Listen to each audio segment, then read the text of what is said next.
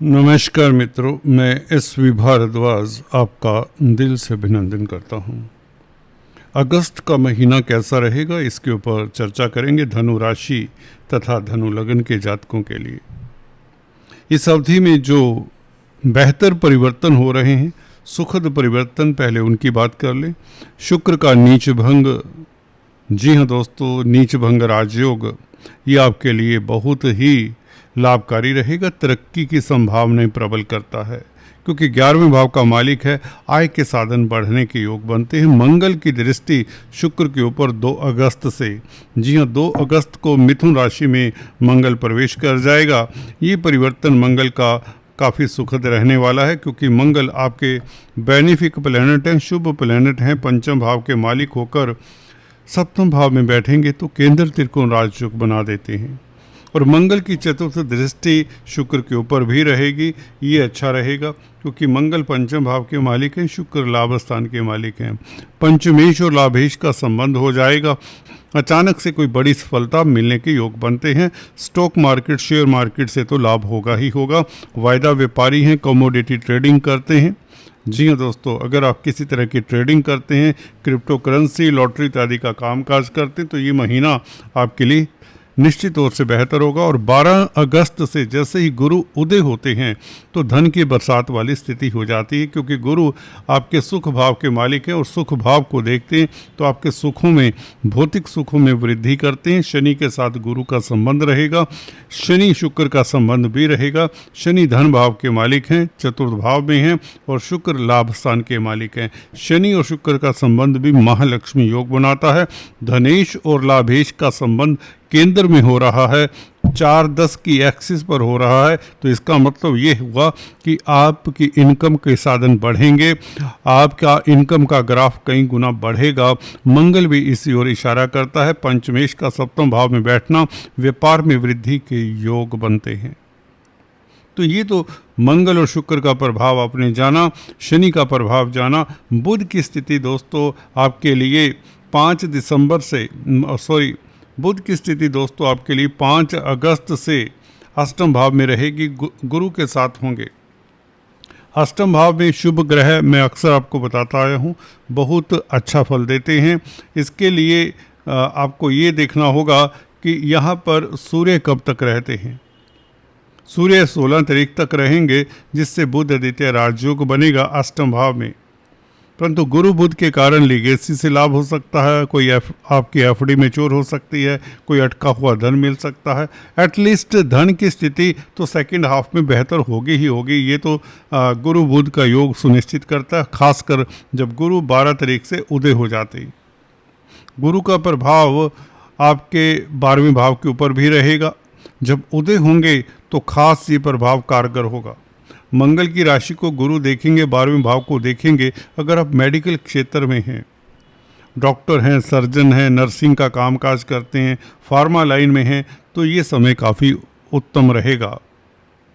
Social work करते हैं, charitable संस्थानों के साथ कामकाज करते हैं, एनजीओज के साथ कोई नाता है, तो आपके लिए समय उत्तम रहेगा।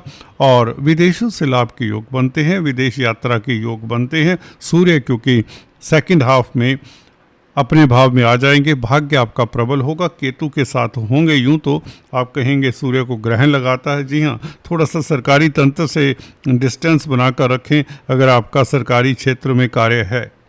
जी हाँ, अगर आप सरकारी नौकरी करते हैं तो बॉस के समक्ष कम जाएं, अदरवाइज देखिए भाग्य आपका प्रबल होगा। कोई भी किंतु परंतु नहीं आपकी ज़िंदगी में आने वाला। कोई भी दुविधा, कहने का मतलब आपकी ज़िंदगी में अगर आती है तो उसका सोल्यूशन साथ ही आपको मिल जाएगा क्योंकि आप भाग्यशाली रहेंगे। 17 अगस्त को सूर्य सिंह राशि में प्रवेश कर जाएंगे। ये आपके लिए हमेशा ये महीना, अगस्त का महीना, सितंबर का महीना ज़्यादातर शुभ ही जाता है, मैं आपको बता दूं, क्योंकि सूर्य अपनी राशि में हुआ करता है और भाग्य स्थान का मालिक है। तो इसमें भाग्य का साथ आपको मिल जाता है। अगर आपकी दशा अंतर्दशा भी अशुभ ग्रहों की है तो भी कहीं ना कहीं किस्मत के कारण आप कई तरह के द्वंद्वों से उभर आते हैं, कई तरह की प्रॉब्लम्स से उभर आते हैं। बल्कि भाग्य के कारण आपको धन की शक्ति प्राप्त होती है, क्योंकि गुरु सेकंड हाउस को देखते उदय होने के पश्चात खासकर 12 अगस्त से धन की स्थिति बेहतर होती है, पारिवारिक स्थितियां अनुकूल होती हैं, घर परिवार में आपका मन लगता है, आपका क्वालिटी टाइम फैमिली के साथ बीतता है।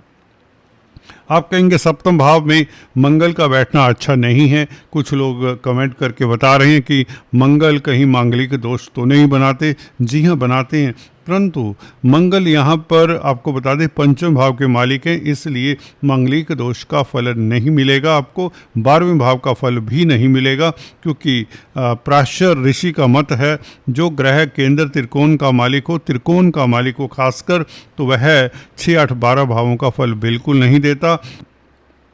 और इधर सूर्य के कारण सरकारी तंत्र से लाभ होता है, शासन सत्ता से जुड़े हुए लोगों को लाभ होता है, आपकी विल पावर अच्छी होती है।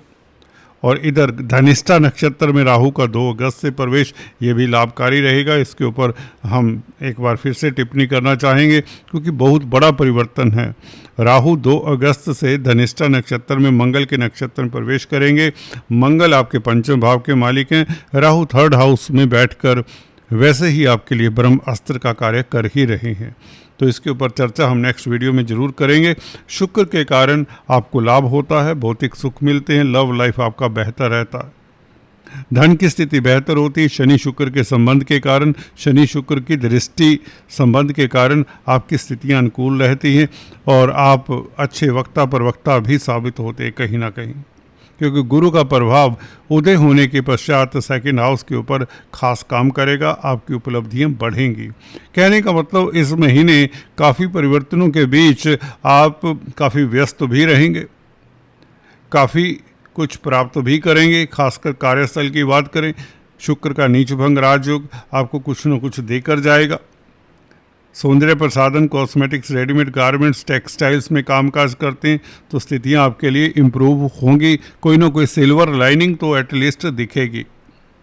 स्त्री वर्ग से संबंधित कामकाज करते हैं तो बेहतर होगा। हाँ, मंगल के फिर भी उपचार कर लेने चाहिए। सप्तम भाव में अगर आप भागीदारी में कामकाज करते हैं तो हनुमान चालीसा इत्यादि पढ़ लेना चाहिए, सुंदरकांड का जाप सुनते रहना चाहिए।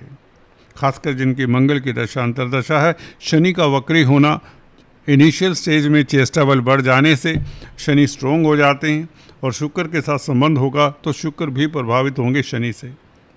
शुक्र 11वें भाव के भी मालिक है, 6ठे भाव के भी मालिक है। 6ठे भाव का मालिक होने के कारण कहीं ना कहीं आपके कुलीग्स, आपके साथी, सहपाठी आपसे प्रतिस्पर्धा कर सकते हैं और कार्यस्थल पर आपका कोई ना कोई हिडन एनिमी है, उससे सतर्क रहें। उसका आइडिया आपको मिल जाएगा क्योंकि आपकी इंट्यूशन पावर बहुत अच्छी रहेगी। बुध अष्टम भाव में 5 अगस्त से चला जाता है, इसलिए आपकी इंट्यूशन पावर अच्छी रहेगी। आपके तर्क का कोई जवाब नहीं होगा क्योंकि गुरु के साथ बुध होगा, तो बुध यहाँ पर अच्छा काम करेगा। हालांकि बुध और गुरु दोनों मित्र नहीं हैं, परंतु दोनों शुभ ग्रह हैं, तो इसलिए अकस्मात ढंग से लाभ के योग दोनों बनाते हैं। सूर्य का साथ बुध को भाता है, यहाँ पर बुध आदित्य राजयोग भी बनता है, तो बौद्धिक बल अच्छा रहेगा। कार्यस्थल के लिए अच्छा है, खासकर क्योंकि बुध अष्टम भाव में अपनी राशि से 10th हाउस की राशि जो कि कन्या राशि है, वहाँ से 11वें में पड़ता है बुध, तो इसका मतलब ये है कि कार्यस्थल पर कोई ना कोई लाभ की स्थिति बनती है जिसका आपको फ़ायदा उठाना चाहिए। कोई ना कोई अपॉर्चुनिटी आपके रास्ते में आ सकती है। सो कार्यस्थल पर चुस्त तंदुरुस्त रहें।